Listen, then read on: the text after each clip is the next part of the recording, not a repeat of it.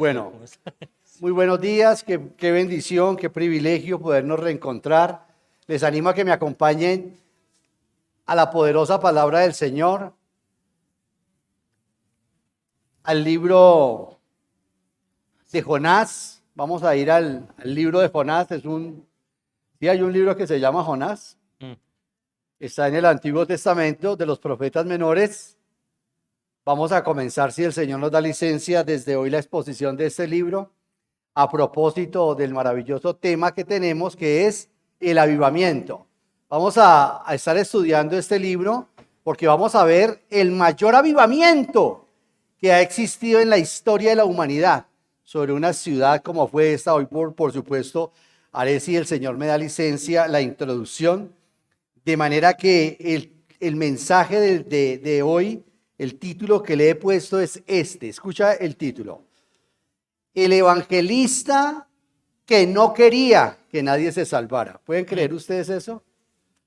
Qué contraste, ¿no? Todos los evangelistas queremos que la gente escuche el mensaje y que sean salvados por el Señor. Este evangelista que vamos a estar estudiando seguramente durante los próximos 3 meses, él no quería que nadie se salvara. Vamos a ir a Jonás 1 al 3. ¿Podemos leer, hermanos? Biblia Nueva Versión Internacional dice así. El título de nuestra Biblia Nueva Versión dice: Jonás desobedece al Señor. La palabra del Señor vino a Jonás, hijo de Amitai. Anda, ve a la gran ciudad de Nínive y proclama contra ella que su maldad ha llegado hasta mi presencia. Jonás se fue, pero en dirección a Tarsis, para huir del Señor. Bajó a Jope, donde encontró un barco que zarpaba rumbo a Tarsis. Pagó su pasaje y se embarcó con los que iban a esa ciudad. Increíble, huyendo así del Señor. Padre, te damos gracias por tu muy santa y poderosa palabra, Señor. Padre, gracias por todo lo que nos vas a estar enseñando a través de la vida de este hombre. Gracias, Padre Celestial, por darnos el gozo, la alegría de estar juntos hoy acá en esta congregación.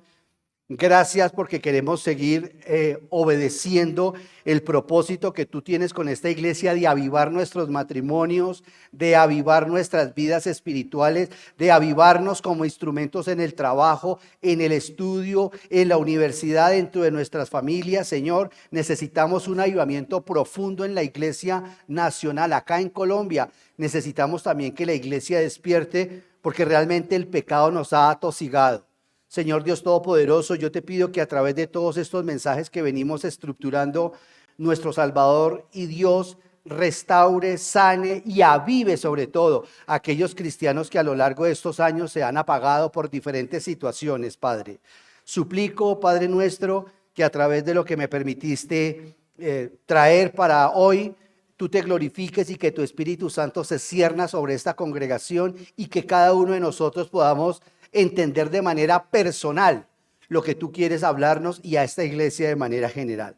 Bajo la plenitud de tu Espíritu Santo y en el nombre precioso y poderoso de nuestro Salvador y Señor Jesucristo. Amén y amén. Bueno, los profetas menores son los libros menos conocidos y menos predicados de toda la Biblia. Son 12 maravillosos libros, son documentos preciosos de una categoría singular. La gente se equivoca cuando hablan sobre la profecía. La gente aduce que profecía significa vaticinar el futuro. Si hay algo que no es profecía, es vaticinar el futuro. Los profetas se encargan es de denunciar el pecado. Y si el pueblo hacía caso, pues el Señor cambiaba de parecer. Es decir, cambiaba la sentencia que tenía. Hay realmente mucha necesidad de entender lo que es el don de profecía. Y estos maravillosos profetas, estos documentos que van en nuestras Biblias en español, aquí en español y en Occidente, van de Oseas a Malaquías. Por supuesto que algunos de ustedes saben que en la Biblia hebrea no están estructurados de esa manera, son los profetas. Pero digamos que en nuestras Biblias está de Oseas a Malaquías. Y de entre ellos hay uno de los libros que es el más conocido entre toda la gente, que es el de Jonás. Jonás fue un personaje real Todo el mundo conoce la historia de Jonás, o por lo menos uno ha escuchado la canción. Esa ballena llena que se tragó a Jonás. Bueno, no era una ballena, pero así dice la canción. Entonces, toda la gente sabe que fue un hombre a quien permaneció 3 días en el vientre de un pez. Y la gente lo que también deduce rápidamente de la historia de Jonás es que a través de este hombre ocurrió la conversión más grande que ha existido en la humanidad. Nada ni siquiera que ver lo que estuvo en los Estados Unidos, a pesar de que hubo un mayor número, y vamos a mirar eso paulatinamente con la ayuda de nuestro Señor. Si bien es cierto que casi todos conocen esta historia, también es cierto que la mayoría de la gente no está enterada del mensaje que Dios quería comunicar. Este libro es el más actual, diría yo, para nuestro tiempo, sobre todo del tema que estamos manejando, que es el avivamiento. Hay un relato que es el relato principal del libro, y es que es muy breve el relato principal de este libro, pero narra la historia de un profeta llamado Jonás, enviado por Dios a la ciudad de Nínive, que en ese momento se estaba constituyendo en la capital del primer imperio más grande que iba a aparecer después de Egipto. Hasta ese momento no había un imperio tan grande como el que se estaba formando. Si el Señor me da la salud y licencia, me da vida, voy a estar trayendo de introducción a los mensajes de Jonás algunos videos para que entendamos desde la perspectiva histórica. A mí me fascina, me fascinan los licenciados en historia, porque esa gente es fascinante escucharla y ver todo lo que esa gente cuenta de lo que era Nínive, de lo que llegó a ser Asiria. Y lo que el Señor quería con ellos es llevar un mensaje de arrepentimiento. Entonces vamos a estar viendo varios profetas. Vamos a ver a Nahum y vamos a ver a Jonás, porque hay libros que no se pueden leer solos. Nahum y Jonás van de la mano. Nahum y Jonás van de la mano, así como Romanos es el comentario prácticamente, como lo estamos viendo los días viernes. Romanos es el comentario a la carta a los Gálatas. Entonces, de la misma manera. Sin embargo, queridos hermanos, como lo vimos, en lugar de obedecer, Jonás huyó en dirección opuesta, embarcándose, nos dicen las Sagradas Escrituras, en un barco que muy pronto se va a ver azotado por una tormenta sobrenatural. Desde ya quiero decir que no es sobrenatural únicamente que Jonás haya sido engullido por un cetáceo, sino que absolutamente, como lo vamos a ver, esto es milagro tras milagro, tras milagro, tras milagro. Todo lo que ocurre en este libro es asombroso, es impresionante, a tal grado que en su sabiduría nuestro Señor Jesucristo citó a Jonás para demostrar que era una historia real y que era un profeta real. Si no, yo sería los primeros en decir, no, esto es una bonita alegoría, como Judith, el libro deuterocanónico de Judith, que es una bonita historia. Judith es muy bonito. Y el tema del libro es muy concreto. Escucha esto, aquí va el primero. El tema del libro es: Dios ama a todas las personas, no importa cuál indigno sea alguien. Dios lo ama. Y estos son los dos temas principales de Jonás. Y el propósito que tengo con la exposición de Jonás, queridos hermanos, es muy pertinente para este año en lo que nos hemos trazado de sacar adelante el tema del avivamiento, porque es necesario tener un avivamiento en nuestras propias vidas. Sí, nosotros los cristianos caemos muy fácil en la pereza espiritual. Mira esta introducción que traje de Jane A. Smith. Espero poderla leer de una forma bien sentida y poder hacer honor a las palabras que James dice. Abro comillas, dice: ¿quién era Jonás? Y de esta manera también me sirve a mí para la introducción del libro. ¿Quién era Jonás? Él dice, por Segunda de Reyes 14:25, en Segundo Libro de Reyes aparece este hombre de Jonás. Lo vamos a ver en uno de los videos que traeré. En Segundo de Reyes, o por Segundo de Reyes 14:25, vemos que era el siervo y el profeta del Señor, lo que no es un título insignificante, dice Smith. Su nombre significa paloma. Así, el nombre de Jonás significaba paloma. Su nombre significa paloma. Si era la expresión de su naturaleza, quizás esta sea una razón por la cual huyó de la grande y malvada Nínive. Jonás fue el autor de este libro que lleva su nombre. ¡Ah! ¡Qué revelación nos da el mismo Jonás de sus fallas e insensateces! No lo condenes con demasiada severidad, por haber sido un profeta desertor, porque nunca lo hubiéramos sabido si él mismo nos lo hubiera contado. Escribe, dice Esmí, escribe tus propias faltas como lo hizo Jonás y contempla si tu registro no es infinitamente más negro que el suyo. ¿Te atreverías a hacerlo? En todo caso, el ángel que está en el cielo, el ángel actuario, lo está haciendo por ti y está anotando todo lo tuyo. Está claro que al escribir este libro, Jonás no busca su propia gloria. Nadie puede ser profeta y hacer tal cosa. Hasta ahí lo que dice Smith. Sí, es un profeta desertor, es una cosa que vamos a ver y es dramático que un ser humano haya hecho esto. Pero si no fuese por el mismo Pedro, que también el Señor lo llama hijo de Jonás, Pedro o Simón, hijo de Jonás, tampoco no hubiéramos sabido que Pedro negó 3 veces al Señor. La valentía que tuve de contar eso a Juan Marcos, y Juan Marcos registró que él, porque si no nadie se hubiera enterado, no nos hubiéramos enterado.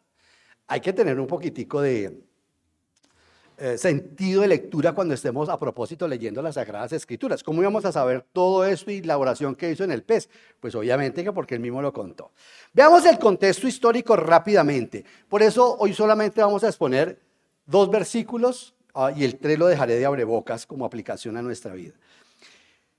Esta historia dentro del contexto histórico acontece alrededor del siglo VIII antes de nuestro Señor Jesucristo. O sea, 8 siglos antes de que nuestro Señor Jesucristo apareciera como ser humano aquí en la tierra, apareció este hombre de Jonás en el gobierno de Jeroboam II. Jeroboam fue un rey muy malvado. Y nosotros vamos a ver que a Jonás le profetizó muy chévere a Jeroboam. Y claro, y eso, pero luego el Señor le tiene que mandar a Miqueas para también, no para tumbar la profecía de Jonás, sino porque él profetizó, era un hombre que le gustaba, no digamos como Balaán, porque algunos dicen que Balaán era un profeta, Balaán era un brujo.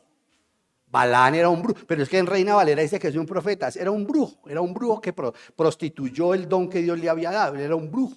Usó eso para hacer dinero. Así como hay hoy en día muchos pastores, muchos maestros y evangelistas que son verdaderos, han sido llamados por el Señor, pero se han inclinado ante el dinero, ante las mujeres o ante la gloria. Ellos sabrán cómo responderán.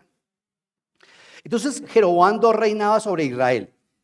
Estoy dando el contexto histórico, dándole un poco de contexto para que sepamos cuándo fue que ocurrió esta historia. En esa época los asirios dominaban la región. Los asirios empezaron a levantarse muy fuerte, de una manera muy feroz, aunque todavía no iban a alcanzar el auge que vamos a ver en Nahum. En Nahum va a ver cómo usted lee Nahum y usted siente que los caballos entran, como la forma como narra, uno siente los latigazos como acaban con toda esa ciudad. Nahum habla la destrucción de Babilonia. Eso no era Nueva York, esto era la capital de un imperio, donde sus murallas tenían, las solas murallas, tenían alrededor de 14 kilómetros de anchas. Eso era inmenso, eso es una cosa que nadie lo había visto, solamente los que en ese contexto histórico lo vieron, queridos hermanos. Porque eso era como decía Hitler. Porque Hitler quería, cuando yo estuve en Berlín y vi digo, pues, ¿por qué construyeron esto en roca? Porque Hitler dijo, los imperios se construyen en roca. Se va a Berlín y en Berlín no hay, eso que empezó a crear Hitler, y así es cierto, el imperio romano fue levantado en roca, esto se acaba, el ladrillo y la piedra, pero las rocas no, los imperios se levantan en roca, por eso Cristo dice yo soy la roca, Ahí tenemos también una idea, y por eso Hitler quería levantar el imperio nazi, que él hablaba de 1000 años, ¿cierto? Pero eso le va a corresponder a otro, no a Hitler, donde se habló, y él quería levantar el imperio nazi en rocas. Entonces, nosotros en este momento en el que nos encontramos, Nínive se estaba convirtiendo en esa potencia mundial, pero aún no lo había conseguido, porque desde el punto de vista histórico, según vi, había mucha desorganización todavía entre ellos, hasta que finalmente se organizaron, lograron alcanzar ese poder y empezaron a trabajar. Esa gente degollaba a las personas, las desollaba, vivas. O sea, lo que esa gente hizo con Israel, cuando Israel, el garrote que el Señor usó para castigar a Israel del norte, a las 12 tribus, es bravísimo lo que hizo esa gente. Esos asirios eran gente terrible, terrible. Y la gente le tenía mucho miedo por su crueldad y su violencia. Si usted entra a YouTube, usted va a encontrar quién eran los ninivitas. Ahí hay mucho historiador, hay mucha... ¿Quiénes eran esas personas? Entonces, Nínive era la capital del imperio asirio y por supuesto simbolizaba para Israel todo lo malo. ¿Sí vamos bien? ¿Por qué quieren destruir a Israel? ¿Por qué Satanás quiere destruir a Israel? Pues porque Satanás sabe que mientras Israel exista, sus días están contados. Entonces, la idea era eso. Entonces, voy ambientando el tema con Jonás. El autor, ahí como lo dice, Jonás, hijo de Amitai. En este versículo 1, ya metiéndonos en el texto, dice, la palabra del Señor vino, ¿qué? ¿Vino a quién? Hijo de Amitai. Casi, hermanos queridos, toda la erudición bíblica, esto es lo único así como grueso que estoy diciendo, está de acuerdo de que Jonás fue un profeta real y que su historia es cierta y su existencia es real. El mismo Señor Jesucristo, como ya dije, lo citó como personaje real y el Señor usó su experiencia de estar 3 días cuando aquella generación pervertida y malvada de Jerusalén le pidieron una señal de que demostrara si en efecto Jesús era el Mesías. El Señor les dijo, la generación adúltera y perversa demandan una señal, me piden una señal. No les voy a dar ninguna otra señal distinta a la del profeta Jonás, aunque el Señor había dado muchas señales.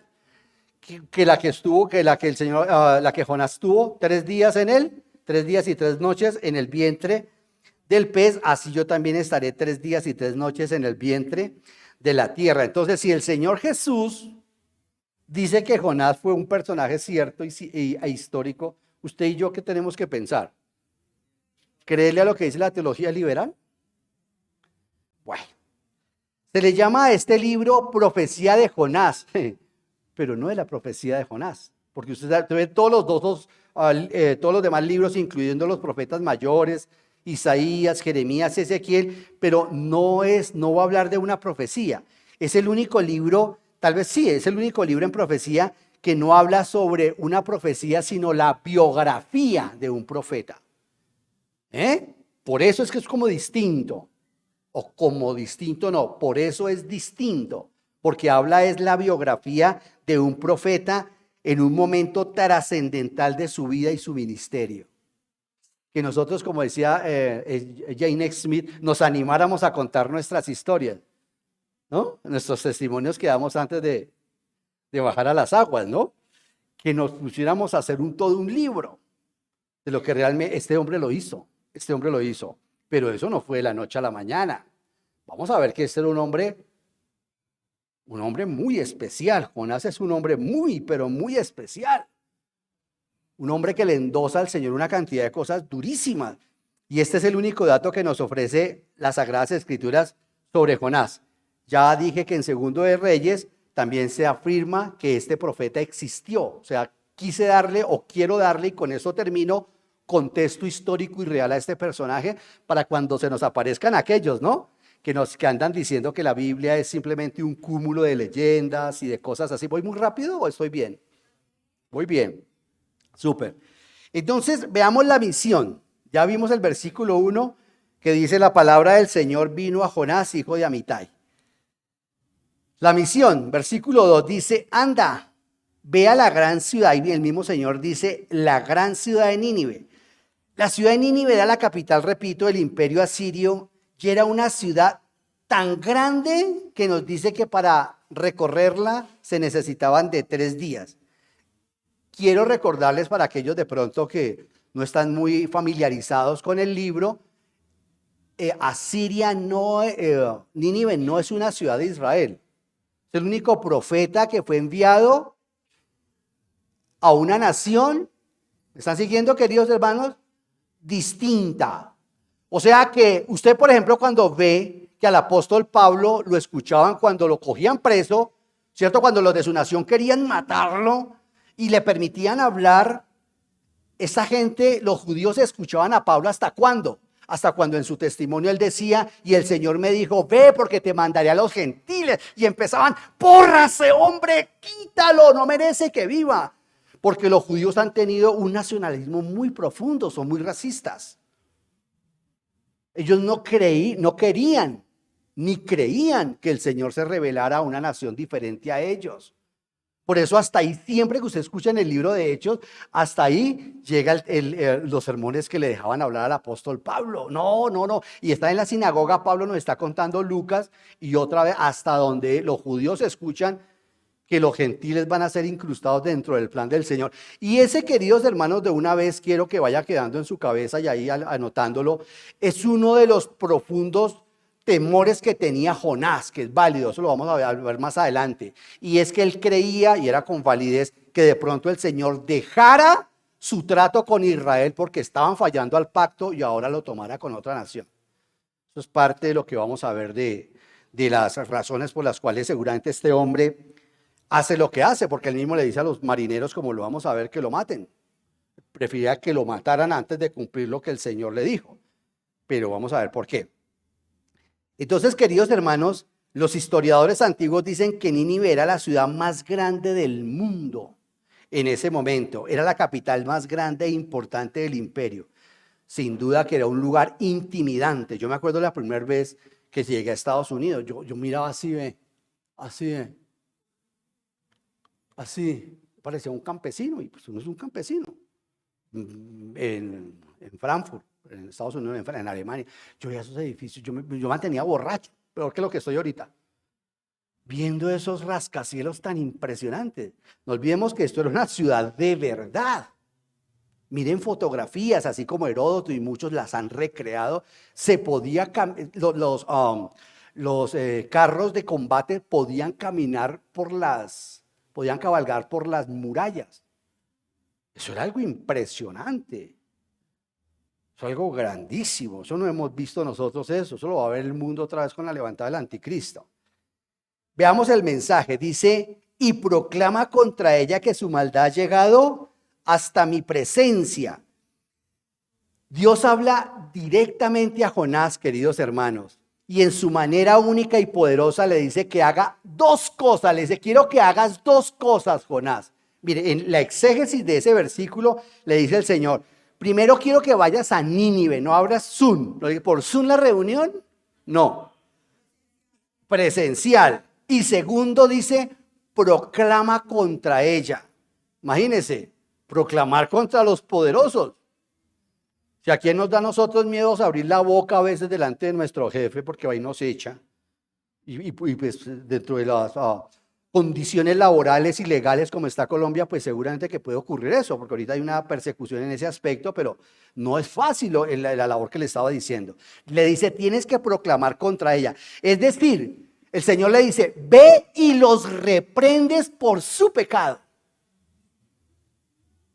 Número uno. Y segundo, llámalos al arrepentimiento. ¿Ustedes recuerdan cuando Juan el Bautista fue llevado delante de Herodes? Que eso propicia que le quiten la nuca, el cuello, que lo decapiten. Porque él le dijo a Herodes, la mujer que tienes es la mujer de tu hermano, no no te es lícito. Y eso le costó la vida. De hecho, Herodías después le pasa factura y lo manda a matar. Entonces, el Señor le está diciendo eso. La cuenta regresiva para Babilonia, para Nínive, ha comenzado. Eso es lo que el Señor le dice. Ha comenzado la cuenta regresiva para la gran ciudad. Solo le quedan 6 semanas de existencia. ¿Qué pensaría usted que el médico le diga eso? Le quedan 6 semanas de existencia. Había empezado la cuenta regresiva de su maldad. La cuenta regresiva de la vida de todos los habitantes. La cuenta regresiva del cumplimiento profético. 6 semanas le quedaba a esa ciudad. ¿Y hay alguna esperanza para esa ciudad? Sí. ¿Pero dónde está? En Jonás. Empezamos a sumar. Dice Jonás, a ver, y si yo me saco de la ecuación, pues el Señor ejecuta la obra. Los mata. Claro. Empiece a pensar, a analizar la cosa. ¿Hay alguna esperanza? Sí. Pero esta esperanza, como lo vamos a ver, descansa en un profeta llamado Jonás, pero Jonás está relajado. El hombre está tranquilo. Vamos a ver de una manera más exhaustiva eso de que, pero no hoy, el próximo mensaje, de que compró un pasaje y todas esas cuestiones como lo hizo. Jonás, queridos hermanos, que había tenido el privilegio de predicar éxito a la nación de Israel, como les dije, en el reinado de Jeroboam, ahora es llamado por Dios a prolongar la vida, escucha esto, de su peor enemigo.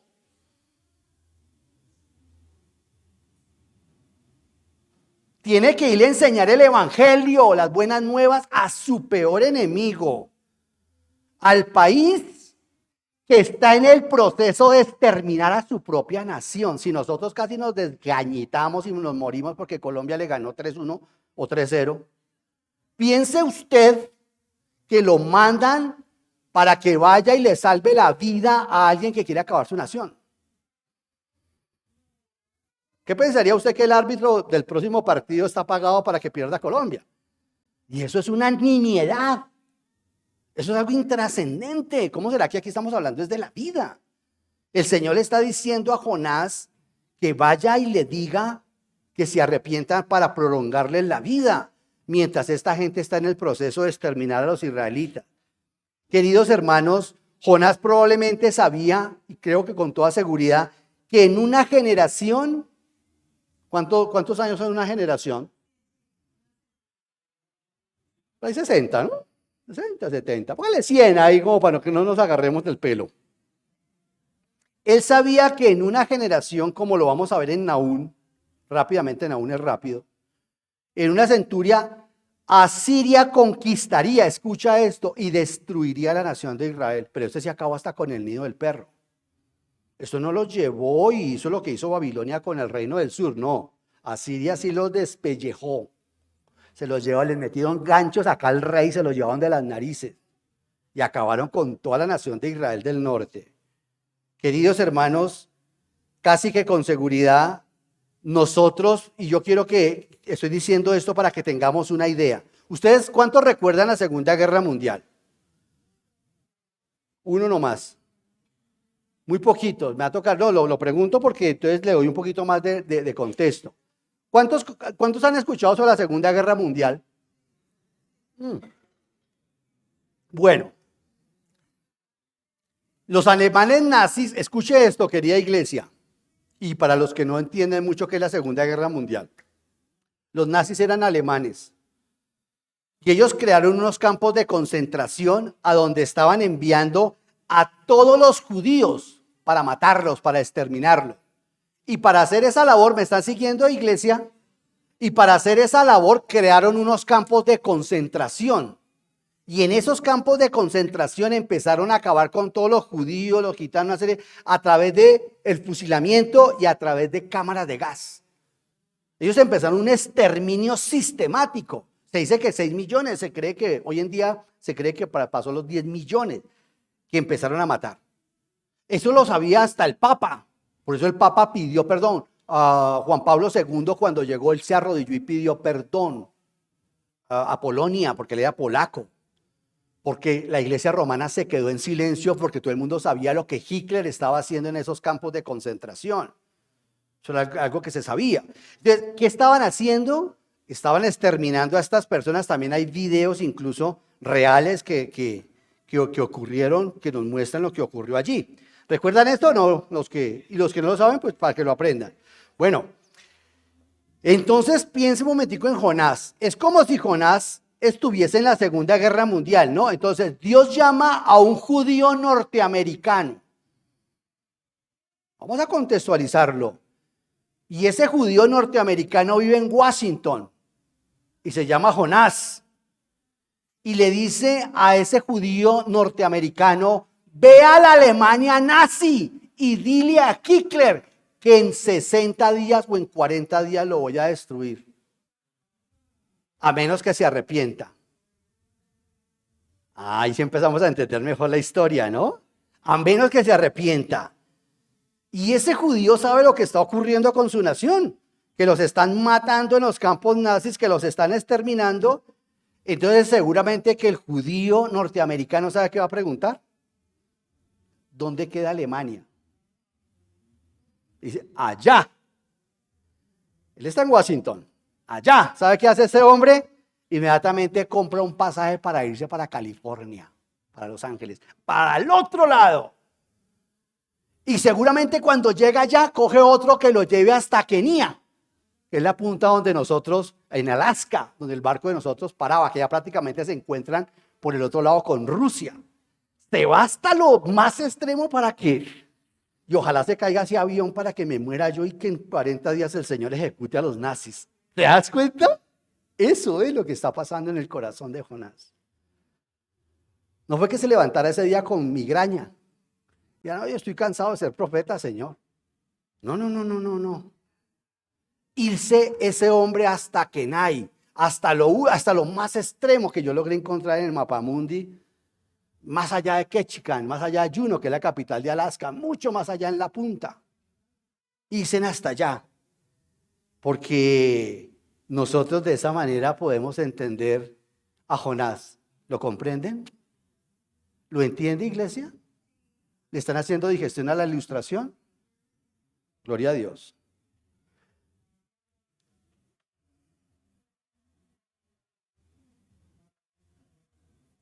Cuando uno lee lo que los nazis le hicieron a los judíos,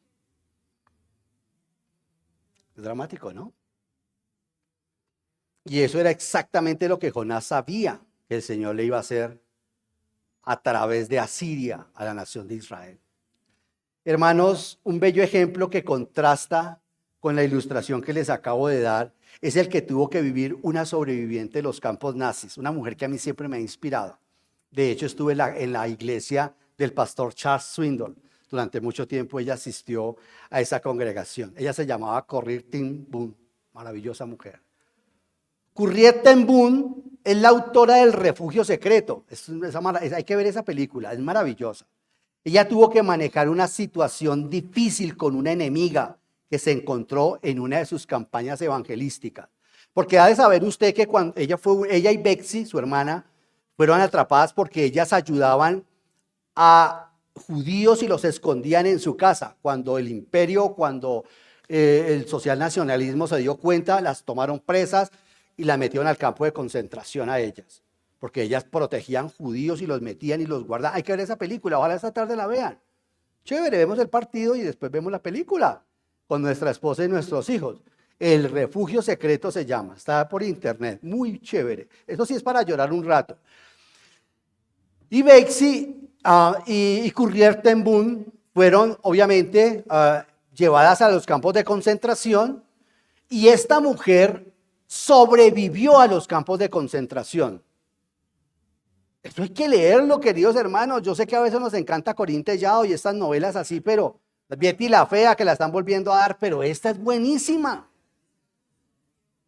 Esta es buenísima, no, esa Betty la Fea, eso es para reírse uno todo el día, pero esta es mejor. Bueno, por ahí como que pisamos callos. Bueno, entonces sigamos con la autora del Refugio Secreto. Cuando ella obviamente, ella siguió siendo cristiana, o sea, hay que escuchar las entrevistas que a ella le hicieron. Cómo tu fe, cómo si los judíos, ¿sabe qué decían los judíos? Un hombre como Federico Nietzsche. Federico Nietzsche decía, y todos los que siguieron su filosofía, después de los campos de concentración, queda totalmente demostrado que Dios no existe. Hay un judío también sobreviviente, yo no sé si ya está muerto, de pronto Leo me ayuda, psiquiatra, un especialista, Víctor Franz. Este hombre, hay que leer su libro, El sentido último del hombre se llama. Y ese hombre narra ahí cómo fue que él logró, pensando en el Señor, vivir. Mañana sé que muero, pero el Señor, no les quiero dañar la tesis, ese libro es maravilloso. Ese hombre es un vienés, creo que es el gentilicio, ahí me perdona David, un vienés de Viena, Viena dentro de Boyacá, no de Viena. Este hombre llegó, y después de que se recuperó, escribió un libro que se llama El sentido último del hombre. Y es maravilloso, Señor. Ya murió. Ok, ese hombre, cuando lo leí la primera vez en mi vida, ese hombre le hace una radiografía a lo que va a ser la gran tribulación de Israel. ¿Me está siguiendo, querida iglesia? Ese hombre dice lo que a los judíos nos ha pasado en Auschwitz, en los campos de concentración. Dice, no es ni la mitad de lo que el anticristo nos va a hacer. Y hay gente que juega seminario de escatología y matan aquí, matan al otro y están hablando de seres humanos, del futuro.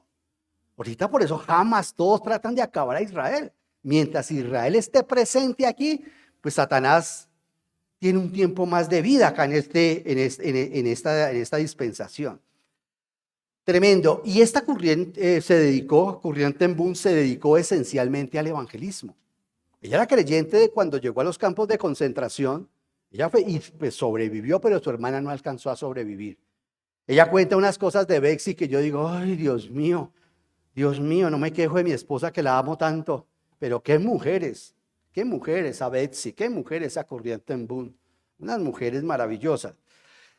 Y entonces después de que ella salió y empezó con campañas evangelísticas, porque todo el mundo quedó impactado y en ella se fortaleció su fe, pasa lo del poema de Amado Nervo, del mexicano Amado Nervo, ¿recuerdan? El poema llamado Tú antes, tú después, dedicado al Señor. Tú en la noche que piensa y en la aurora que canta. Tú en los cardos en flor y en los lirios. Tú en todas las transfiguraciones y en todo el amanecer. Tú en la capilla fúnebre y en la edad quinceañera. Tú en la noche de bodas y en la noche de la muerte.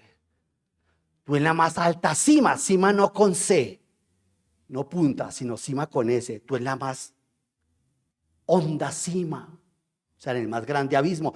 Tú en la más grande cima, tú en el más alto Edén. Si la ciencia ingreída no te ve, yo te veo. Si sus labios te niegan, yo te proclamaré. Por cada alma que duda, mi alma grita, yo creo. Y con cada fe muerta se agiganta mi fe. Es un poema dedicado a Corrie ten Boom. Esa mujer, todos los problemas hizo que fueran acicate, que fueran nafta, que fueran combustible para su fe. ¡Qué mujer! ¡Qué mujer! Y en una de estas campañas, para no seguir, ya me emocioné demasiado. Entonces, en una de estas campañas, ella dice lo siguiente, abro comillas, la cito a ella. Dice ella, amo a los alemanes. No existe otro país donde trabaje con tanto gozo. Algunos de mis mejores amigos viven en ese país, pero una vez, durante una reunión evangelística, hace algún tiempo, conocí a una dama que no me miraba directamente a los ojos. Le hablaba acerca de lo que el Señor había hecho en mi vida. Cuando reconocí que ella era la enfermera que había sido tan cruel con mi hermana Betsy. Cuando estaba muriendo en el campo de concentración, mi hermana, la recuerdo como ella la maltrató hasta matarla durante la Segunda Guerra Mundial. De repente, mi corazón se llenó de odio y de amargura. Y al sentirlo, me di cuenta de que no la había perdonado. Ahora bien, yo sabía que el Señor Jesús me había dicho, mas si no perdonáis a los hombres sus ofensas, tampoco vuestro Padre os perdonará vuestras ofensas. Pero dije, oh Señor, no puedo, no soy capaz. Luego, en un momento comprendí lo que tenía que hacer. Hice efectivo lo que dice Romanos 5:5. El Espíritu Santo lo trajo con fuerza a mi corazón. El amor de Dios ha sido derramado en nuestros corazones por el Espíritu Santo que nos fue dado. Y dije, gracias Señor Jesús por haber puesto el amor de Dios en mi corazón. Y gracias a ti, Padre, porque tu amor en mí es más fuerte que mi amargura y mi odio. Cierro comillas. Por la obra del Espíritu Santo, queridos hermanos, Corrie se reconcilió con su antigua enemiga. Pero ese no era el caso de Jonás. Después, cuando lleguemos al 4, vamos a ver que como que ocurrió ese milagro también en el corazón de ese hombre. Pero por ahora ese no era el caso de nuestro biografiado, de nuestro hombre que vamos a estar analizando. Este hombre no concebía que Dios pudiera que Dios pudiera perdonar a ese pueblo tan asesino. No, ese hombre no podía concebir eso. Entonces, veamos la condición del corazón de Jonás. Versículo 3. Dice, Jonás, ¿cuánto voy? Versículo 3 dice, Jonás se fue, y la palabrita, ¿no? Pero, ¿dónde es que queda Nínive? Para allá. Pues para allá me voy. Me voy para España, me voy para Tarsis. ¿Por qué para Tarsis? Lo decíamos el viernes. Porque la gente creía que Tarsis era donde se acababa la tierra. Allá donde había llegado el imperio romano. Claro que en este momento el que se estaba levantando era el imperio asirio.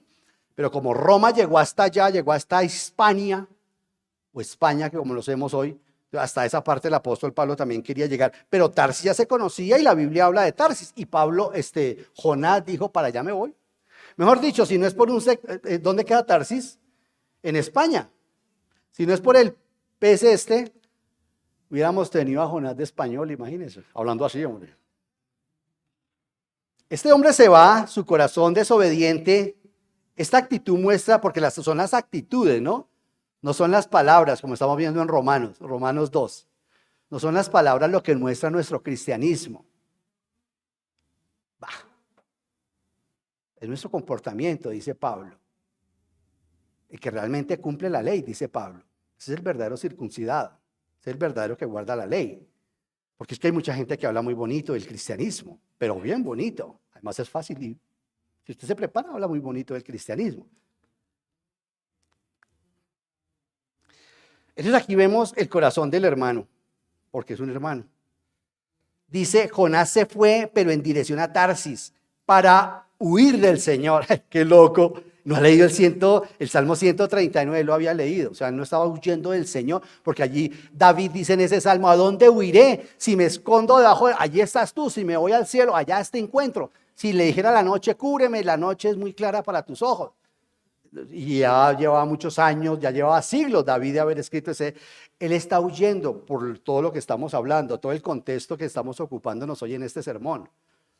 Porque es necesario que entendamos la psicología, lo que está ocurriendo en la psicología de este hombre, para poder entender que es fácil uno juzgarlo, ¿cierto? Bueno, entonces en lugar de obedecer, pero sigo, dice, para huir del Señor. Bajó, esa palabra es impresionante. Siempre que uno huye del Señor, baja espiritualmente. Siempre que uno se separa del Señor, inmediatamente su vida espiritual decrece. Bajó a Jope, donde encontró un barco que zarpaba rumbo a Tarsis. Pagó su pasaje. Haremos exégesis en el próximo mensaje, si Dios me da licencia de todo eso. Pagó su pasaje y se embarcó con los que iban a esa ciudad, huyendo así del Señor. Queridos hermanos, Jonás huye de la presencia del Señor.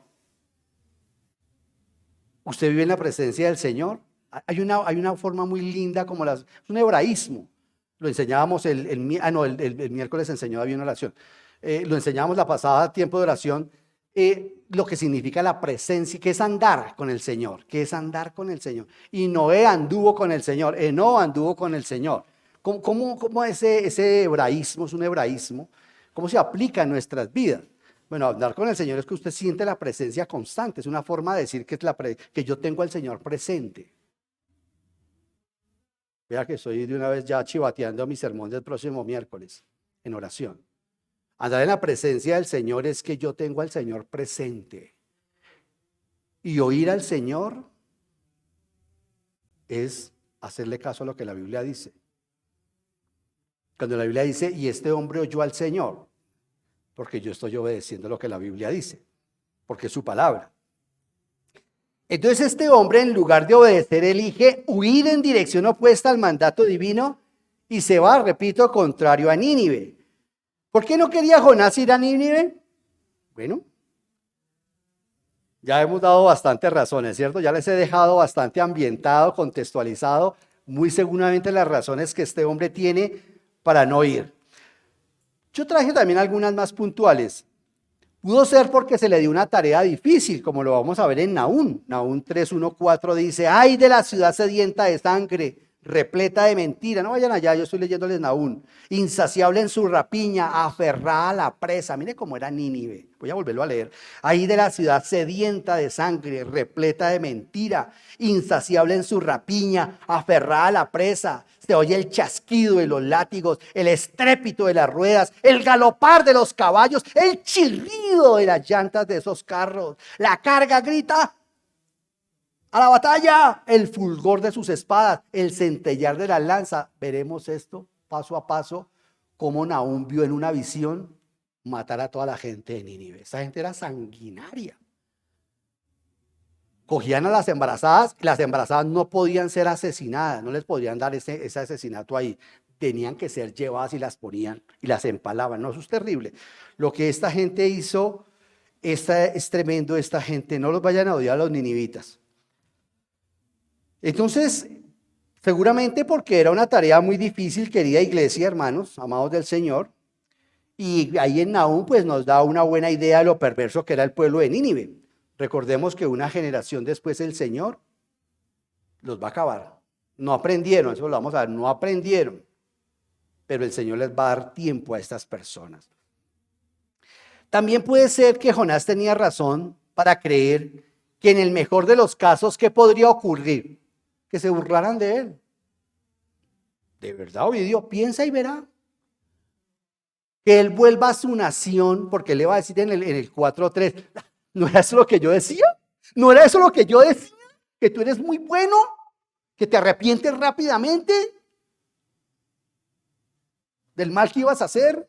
Yo vuelvo a Jerusalén ahorita y me aplican Deuteronomio 18, quedo como un falso profeta. Seguramente que el Señor arreglaría esa situación, pero es un caso real también. Además, recuerden ustedes que es el primer profeta que va a una nación que no es su nación. Y justo es la primera prueba piloto y sale mal. Bueno, el nacionalismo judío, uno lo ve allí. Terrible, el odio que los judíos han sentido hacia las demás naciones es real. Yo no quiero aquí mandar de pronto un discurso, de pronto un mensaje o llegar a promover una agenda antisemita. Dios me ampare y me favorezca. No. Pero ellos han sido así. No es solamente gratis lo que les hizo Hitler y lo que a lo largo de los siglos han hecho. Es que ellos han sido un pueblo muy orgulloso, un pueblo duro de salvar. Pero ese será otro tema que estaremos mirando. Pero vemos que la decisión de Jonás es bajar a un puerto marítimo que quedaba allí, ¿cierto? Encuentra un barco que va a Tarsis. Vamos a mirar eso de pagar su pasaje y huir de su cargo de profeta.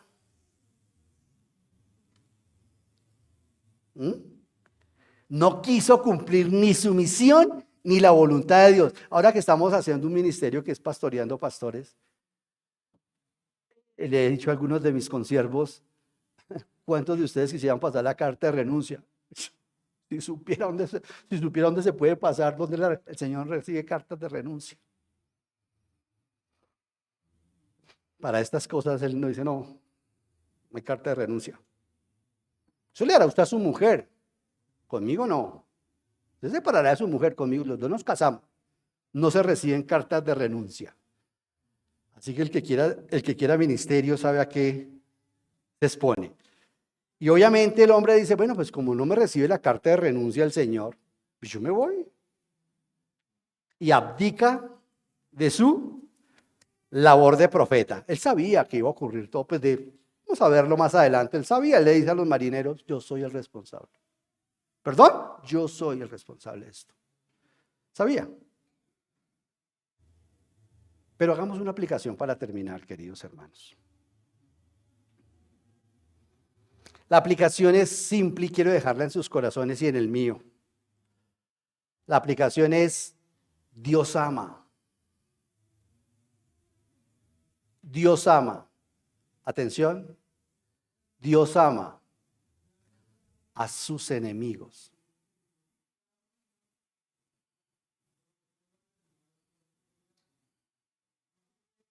Dios no es enemigo de sus enemigos. O sea, ese hombre que me violó no es enemigo de Dios. ¿Lo escuchó bien? Dios ama a sus enemigos, no a los enemigos de Él solamente, sino a los enemigos suyos. Y a veces nosotros fácilmente endosamos eso y aducimos que como yo soy hijo del Señor, Él tiene que odiar a quien yo odio o quien me odia a mí. Y eso es una de las pruebas más fehacientes de la inmadurez espiritual que tenemos los cristianos. Cuando Muchilanga está enojado con Burundanga y entonces yo soy enemigo de Bernabé, porque Tonga le dio a Muchilanga y Muchilanga le pega a Bernabé. Eso se llama, yo le puedo decir a una persona, mira, yo lo lamento mucho, hermano. Siento que usted haya tenido problemas con ese pastor o con ese hermano, pero pues realmente yo no puedo dejarme envenenar mi corazón por una situación así. ¿Me está siguiendo, queridos hermanos? O sea que usted no es enemigo de mis enemigos. No, yo soy tu amigo y si esa persona a mí no me ha hecho nada, lo que trato es ser un elemento de reconciliación. Pero hay gente que es así. Y sobre todo en el cristianismo. Uy, yo los más grandes enemigos me los he ganado en el cristianismo. Yo en el mundo no me gané enemigos. Y está quedando grabado. Los más grandes enemigos que yo me he ganado de personas que realmente han hablado, me han asesinado con su lengua en el cristianismo. Querido hermano, Dios ama a sus enemigos. Generalmente los enemigos de Dios no son nuestros enemigos. Y los enemigos nuestros no son enemigos de Dios. Piense por un momento en la persona que más lo haya dañado en su vida. Piense por un momento en la persona que le haya hecho lo que usted dice, a esa persona, a esa sí no la perdono. Piénselo. O a ese sí que no lo perdono. Piénselo. Piénselo un segundo porque si no, no se lleva la lección de fe que ya la voy a dar. La lección de fe para hoy, la parte devocional. Hoy el Señor nos podría estar llamando a eso, queridos hermanos.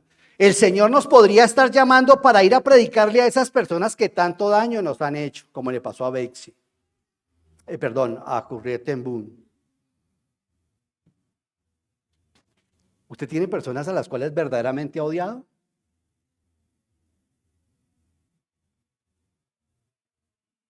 Es un mensaje difícil. ¿Pelea usted a veces con Dios? Yo sí. ¿Ha altercado usted con Dios? Tratando de hacer algo contrario a lo que Dios le está pidiendo que haga. Perdonar a la ex o a mi ex, porque a ese... Así hablamos. A mi suegra ni en pintura.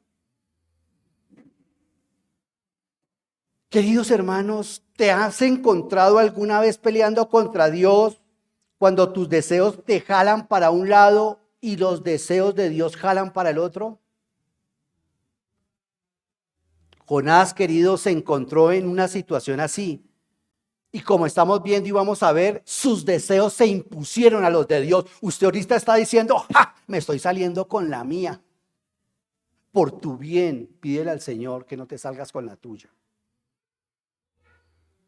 Es que Él es paciente, como lo va a ver. Es que Él es paciente. Porque en el juicio final, ¿qué sentido tiene decir? Y ese tipo que se llama Ovidio Arias, yo lo conocí.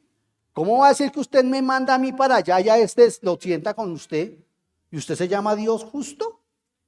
Hay que contarle una historia a ese hombre, aquí y allá. Queridos hermanos, las buenas nuevas no son para nosotros. Nosotros ya las recibimos. Queridos, necesitamos salir y evangelizar, así no sean nuestros enemigos, a nuestro contexto, donde nosotros nos movemos. Jonás se encontró, queridos, en una situación igual. Y repito, él creía que se podía salir con la suya. Incluso dijo, pues si Dios, así como mucha gente dice, pues yo lo he escuchado. Yo lo escucho cuando dice, y que Dios me perdone, que Dios me perdone. Pero a esa persona sí me perdona, Ovidio. No, yo no tengo que perdonar, que Dios me perdone, pero a esa persona... Hablamos así porque no conocemos quién es el Dios vivo. ¿Usted no sabe qué es estar en una UCI? De pronto sí. Y uno pensar allá, repasar. Hay gente a la que Dios le dará tiempo para morir. Pero hay muchas personas a las que Dios no le dará tiempo para morir. Cuando lo vemos a Jonás con frecuencia en nuestras vidas, y como lo vamos a ver, Dios cumplió sus propósitos, no los propósitos de Jonás. Como mucho evangelio emo enseña hoy en día, que Dios está es para cumplir mis propósitos. No.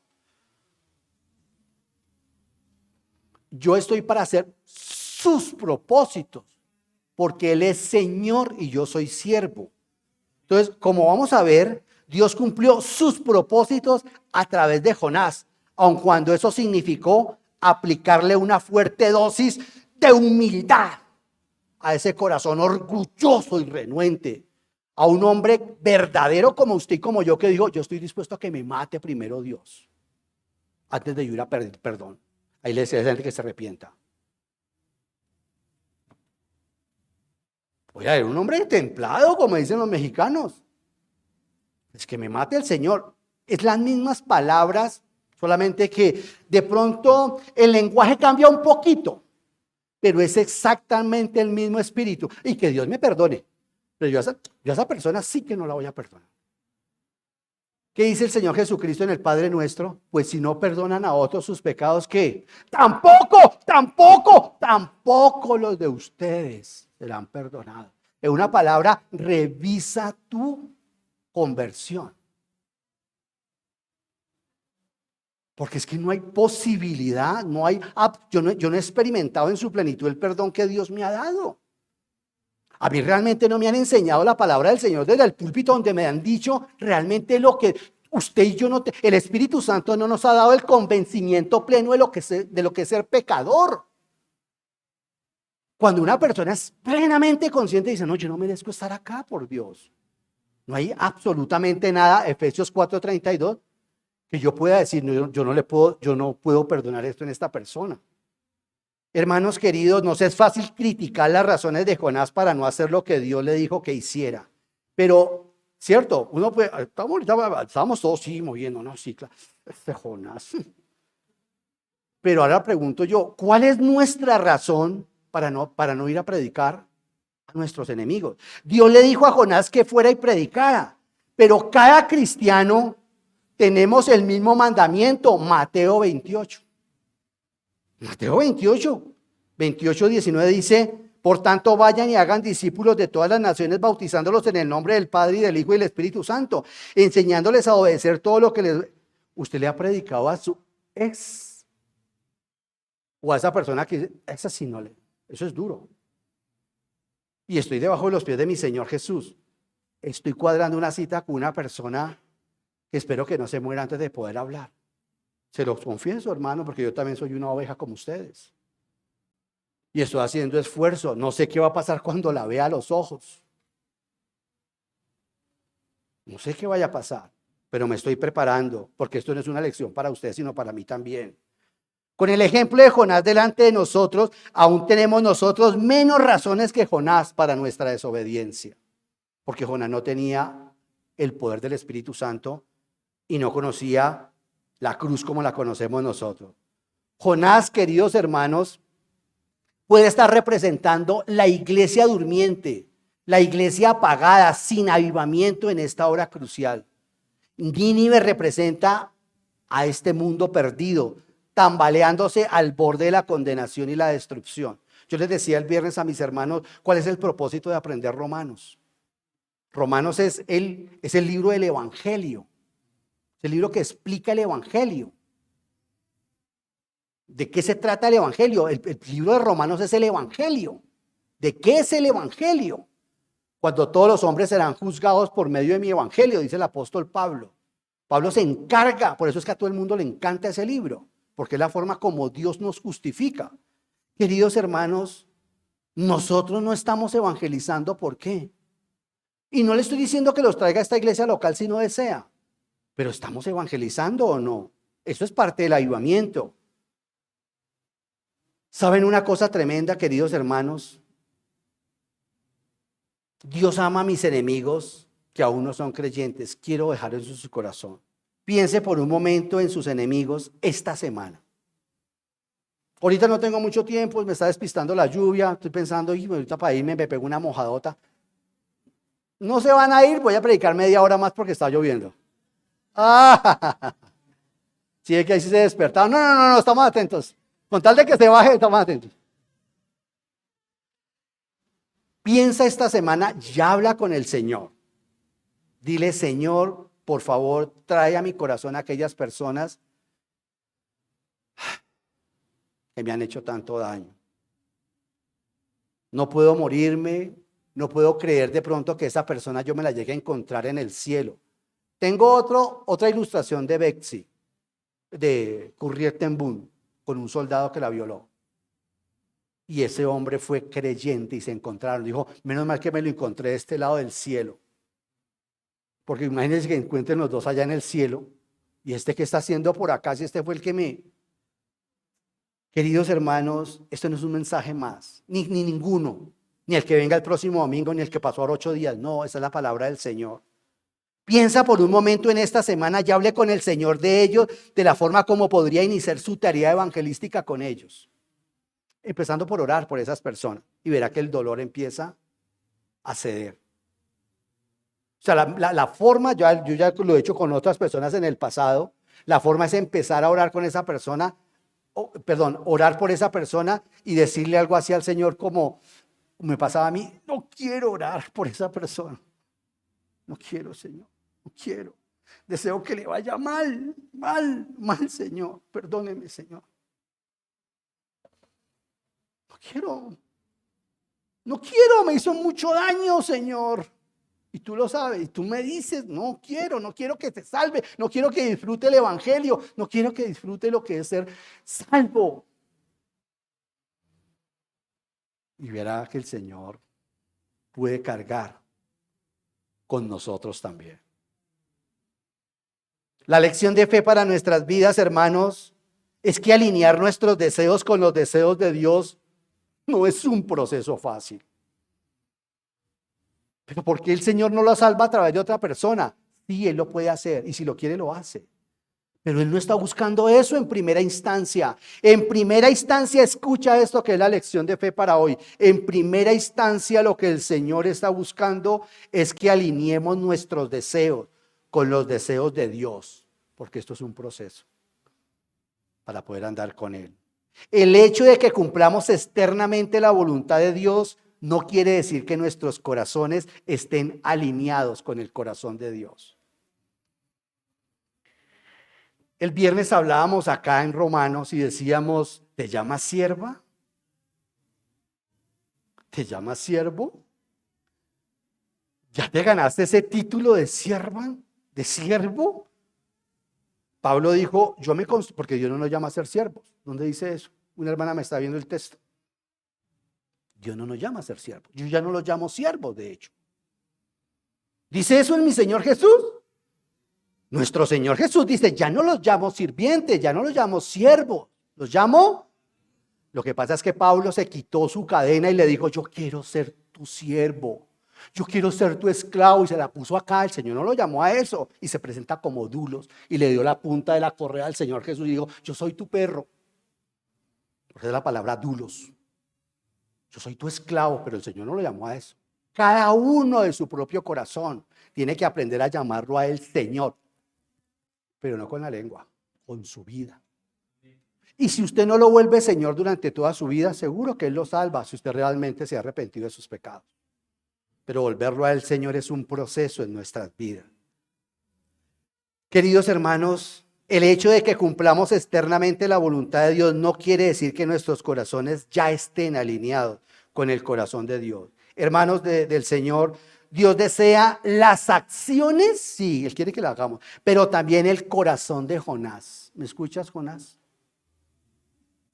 Porque como lo vamos a ver, él fue y lo hizo finalmente porque le tocó, pero su corazón estaba lejos de querer hacerlo.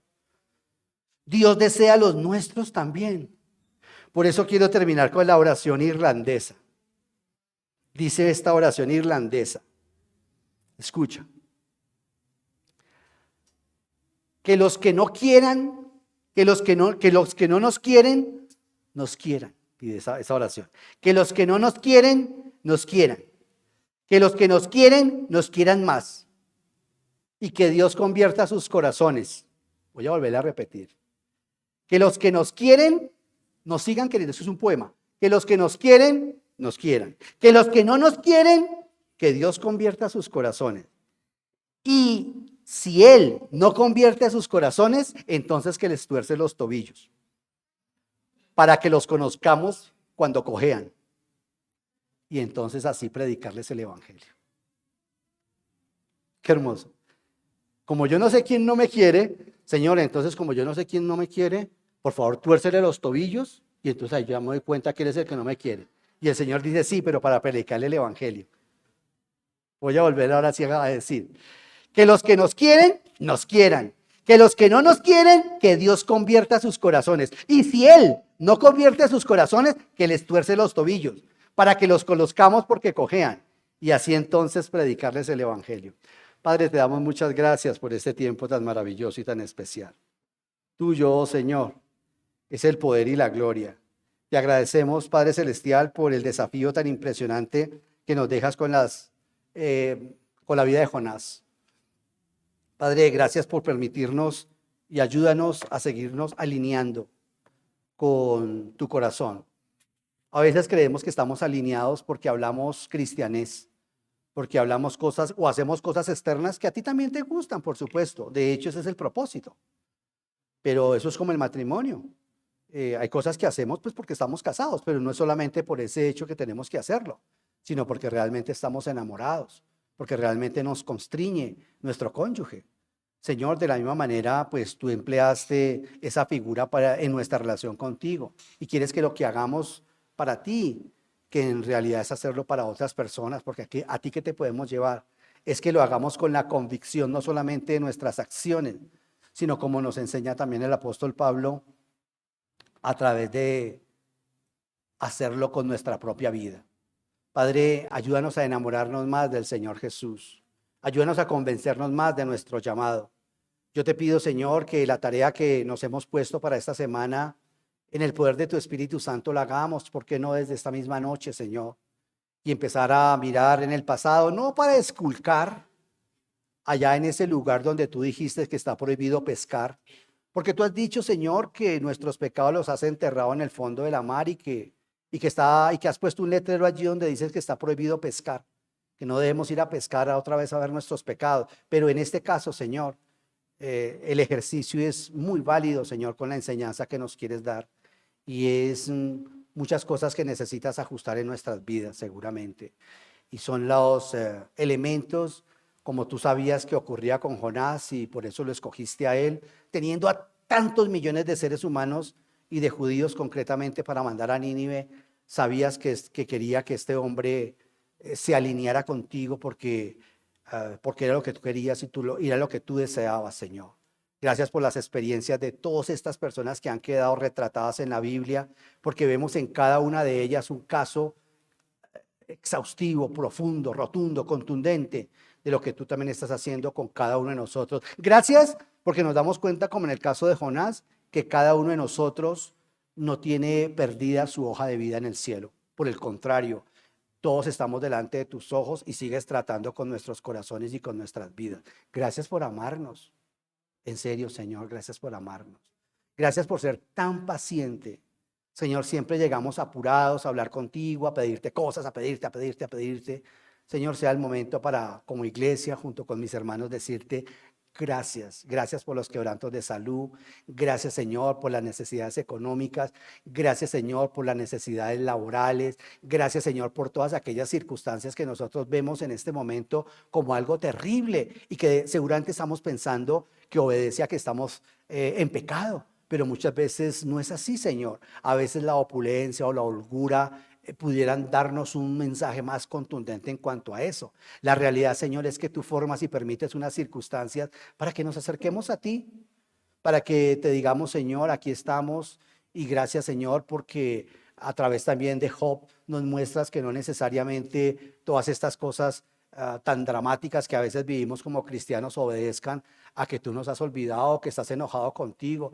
Tu amor es verdadero, es esa semilla malvada que nos quedó del Edén, que nos insta a pensar o a creer que tú, Señor, estás con un juguete allí listo para castigarnos, para hacerlo llover sobre nuestras costillas, porque pecamos o porque hicimos aquello. Señor, cuánto nos falta conocerte. Padre, gracias porque nos vas a seguir enseñando cómo incluso a través de un pez tú puedes permitir, y es tan grande tu poder de permanecer, de hacer que nosotros permanezcamos vivos, Señor. Eres sorprendente, eres un Dios maravilloso, eres un Dios grandioso. Te pido que te glorifiques a través de todas estas enseñanzas. En el nombre de Cristo, amén. Señor les bendiga, queridos hermanos.